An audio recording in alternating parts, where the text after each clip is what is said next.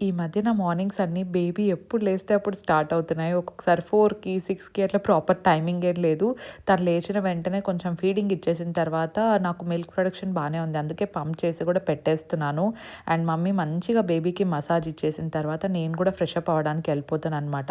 చాలా simple and short ఉంటది నా షవర్ అండ్ స్కిన్ కేర్ కూడా. డెఫినిట్‌గా సన్ స్క్రీన్ అయితే మిస్ చేయను. And I'm using the OG ప్లమ్‌ది niacinamide and rice water sunscreen అనమాట. టెక్స్చర్ చాలా లైట్ వెయిట్ ఉంటుంది. ఎస్‌పీఎఫ్ 50 ఉంటుంది. That's the best part. అందుకే ఎప్పటినుండో వాడుతున్నాను.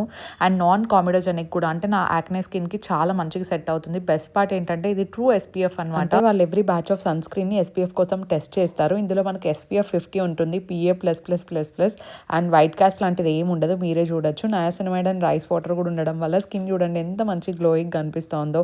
నేనైతే ట్యాగ్ చేసి ఉంటాను. నా కూపన్ కోడ్ కూడా యూస్ చేయండి. ఇట్లా నేను ప్రాపర్ స్కిన్ కేర్ చేసేసుకొని ఇంకా కిందికి వెళ్ళిన తర్వాత క్విక్ స్నాక్ కూడా తినేస్తాను.